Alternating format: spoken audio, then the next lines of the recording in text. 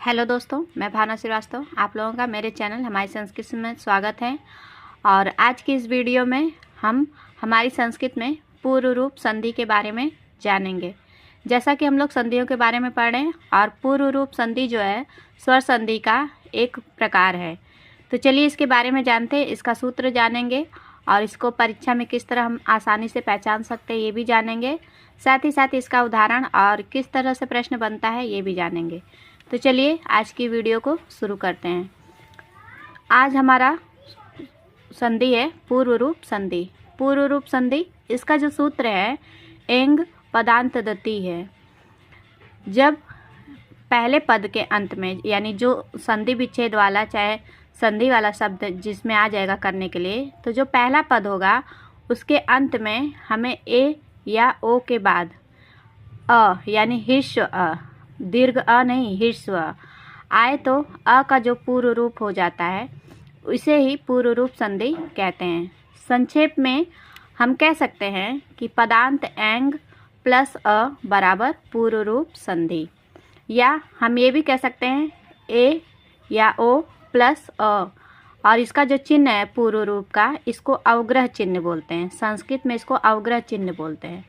इसको हम परीक्षा में कैसे पहचानेंगे कि किसी शब्द में जो है पूर्व रूप संधि है, ये हमें कैसे पता चलेगा? शब्द को देख के जो शब्द होगा उसमें हमें अवग्रह चिन्ह यानी एस लिखा हुआ दिखेगा, तो इसमें समझ जाएंगे कि इस शब्द में पूर्व रूप संधि हुई है।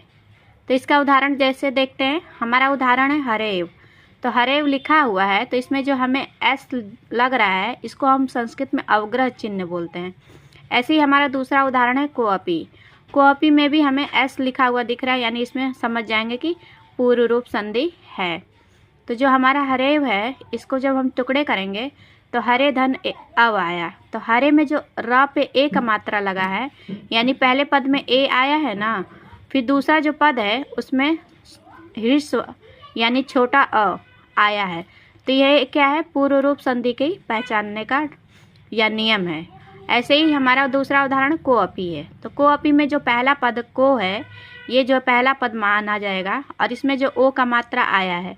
फिर दूसरा जो हमारा है अपि, इसमें जो अ है छोटा अ है, यानी ये भी जो है कोअपि पूर्व रूप संधि का उदाहरण है। और इसको जब अब पूरा कोअपि लिखा हुआ दिखेगा तो उसमें अवग्रह चिन्ह बीच में दिख रहा है, तो इसमें हम तुरंत समझ जाएंगे कि इसमें जो है हमारा पूर्व रूप संधि लगा हुआ है। अब इसे प्रश्न किस तरह का बनता है? जैसे पूछ देगा कि पूर्व रूप संधि का सूत्र क्या है, ये पूछ देगा, या सूत्र दे के पूछ देगा कि ये किस